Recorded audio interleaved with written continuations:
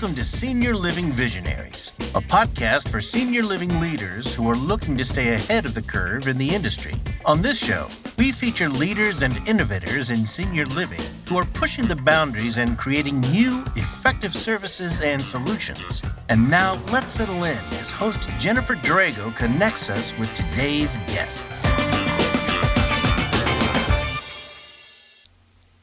Hi, and welcome to Senior Living Visionaries, where we showcase the leaders and innovators who are shaping the future of senior living. We also talk a lot about best practices and governance to help you build brilliant boards. I'm your host, Jennifer Drago, strategy and governance consultant and CEO of Peak to Profit.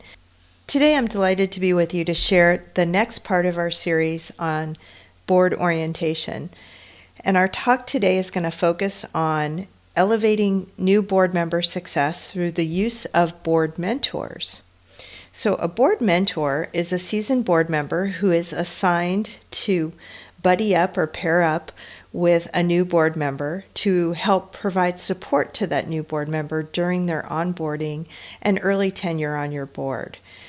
The reason that we do this is to really accelerate that new member integration, to foster their board engagement, and to promote effective governance. We also are providing a way for that board member to seek answers to questions that they may not feel comfortable asking in a big board meeting. And we are providing a mentor who's modeling good governance processes and behavior to that new board member. So lots of reasons that you should consider using board mentors as part of your orientation process. It helps new board members feel less overwhelmed when they're learning the organization's cultures, expectations, and governance practices. A mentor can ease this process, can answer questions, can make sure that the new board member is truly comfortable with their role on the board. It also helps to facilitate knowledge transfer. So experienced mentors can provide valuable institutional knowledge and insights into unwritten norms. And again, that culture, they can help to infuse the culture and share that with the new board members. These are things that you can't often talk about in a board orientation because they're intangible.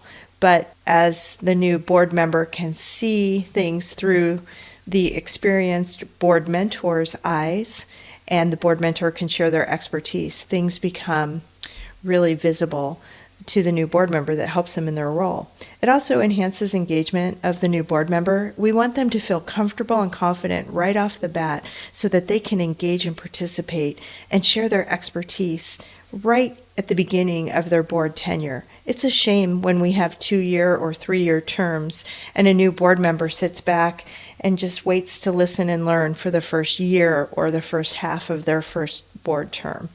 What a waste. So let's shortcut that process and help them feel more comfortable, which will lead to more valuable contributions early on. It also will support the retention of new board members because they'll have a buddy, someone that they can feel comfortable talking to and again asking questions of. And it also encourages the new member to stay on track and to be accountable. I guarantee you, if you start implementing board mentors, your new board members are going to show up for meetings because they know their mentor is going to be looking for them.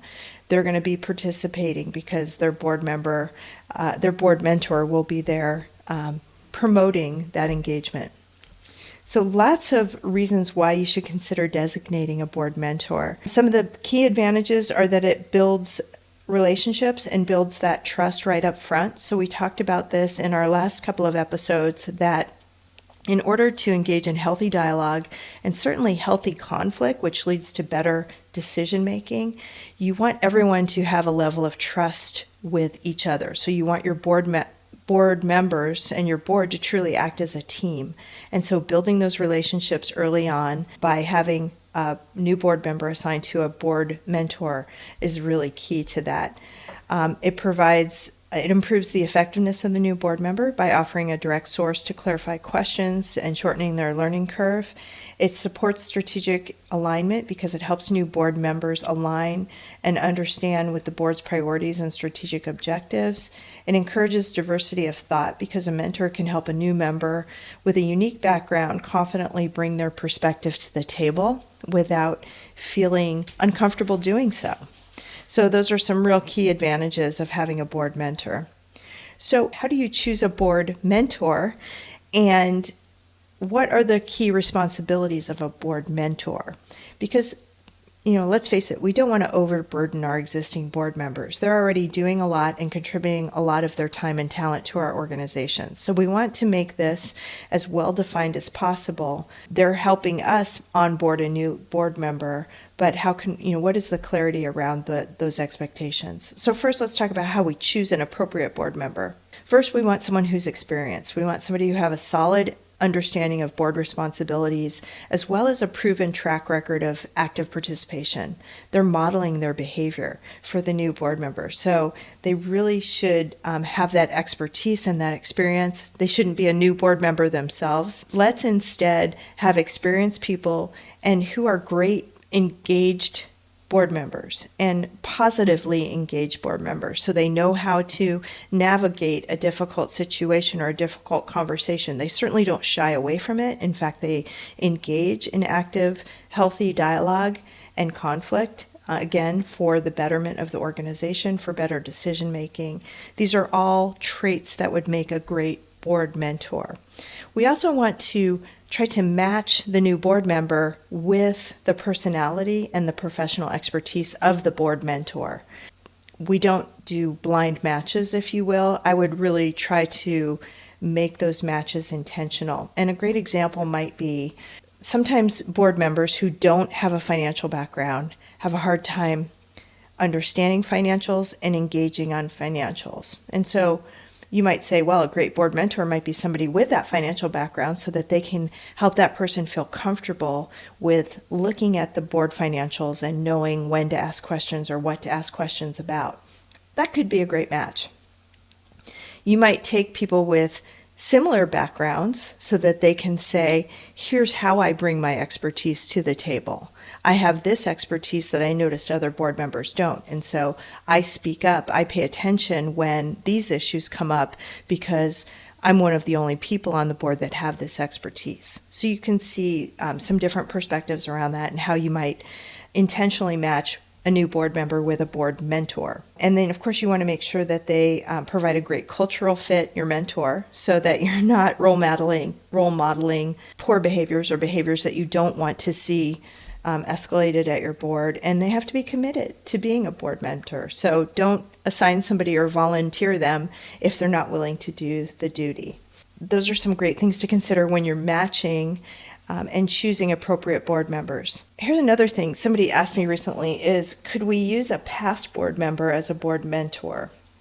And that would be difficult for a couple of reasons. One, when somebody has rolled off your board, it's really not appropriate to include them in board business anymore because of lots of things. There's lots of confidential discussions that happen at board meetings. And so if someone's a prior board member, they really shouldn't be privy to those conversations. It's also difficult for a prior board member to mentor a current board member because they may not understand the current boardroom dynamics or the current boardroom discussions or issues that are going on. So really it should be, your board mentor should be a current board member that is experienced. Okay, so I hope that helps.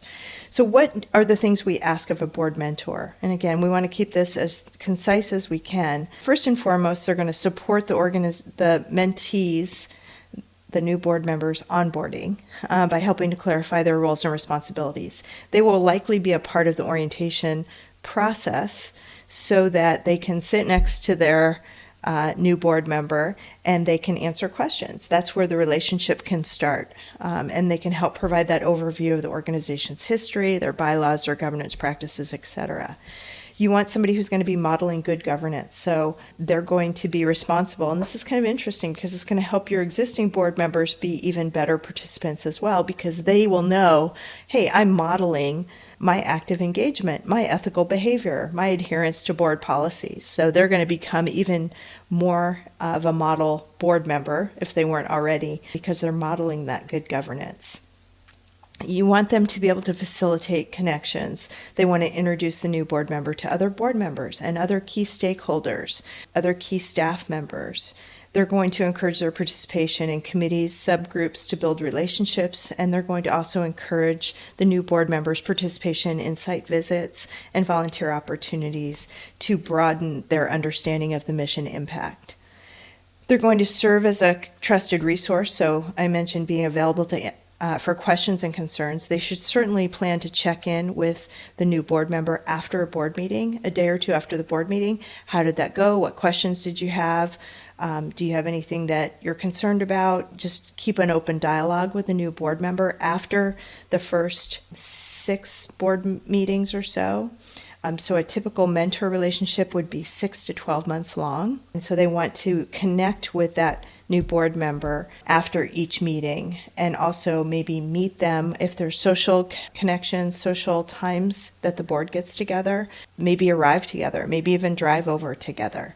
Again, you're trying to help the new board member feel as comfortable as possible. And then you want to provide constructive feedback. And this is always the most challenging thing, but if a new board member maybe violates an unwritten rule about board etiquette, or maybe isn't contributing to the meetings as much as you would like to see a new board member do, the mentor can help provide some of that constructive feedback and offer their insights about how the board member can participate better or more.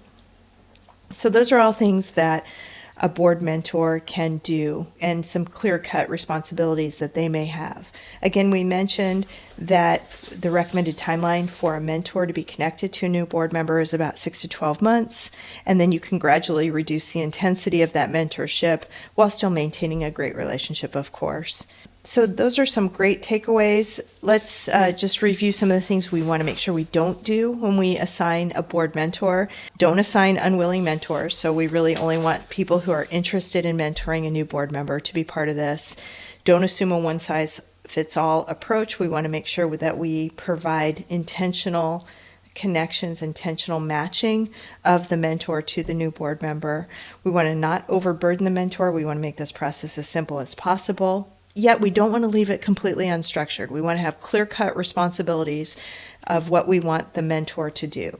Attend orientation, check in with the board member after each of the first so many board meetings, maybe meet with the board member after a couple of months to have lunch to ask how it's going. I mean, let's make it as provide a little structure so that the mentor can meet these expectations. And we want to be really clear with our board mentors. This is not intended to provide clicks. So the last thing we want in a board is to have meetings outside the meetings, right? This is really for clarification and guidance in the early months of a new board member's term. And that's the end of it, really. So in conclusion, a strong board mentor program can really transform your onboarding experience, which drives better board performance and fosters a culture of inclusion and support. I really want to encourage you to try board mentorship if you haven't, and make sure that when you do that, you have a great selection and matching process, you have clear expectations and a time-limited framework, and you will be set for success in implementing board mentors.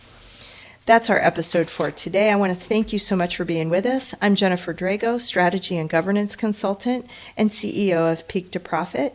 I want to remind you that we have a great board orientation resource called Onboarding for Impact, the Essential Checklist for Nonprofit Board Orientations.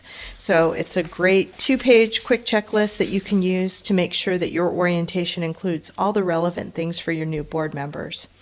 You've been listening to Senior Living Visionaries podcast, where we explore cutting-edge ideas and breakthroughs shaping the future of senior living, as well as best practices in governance.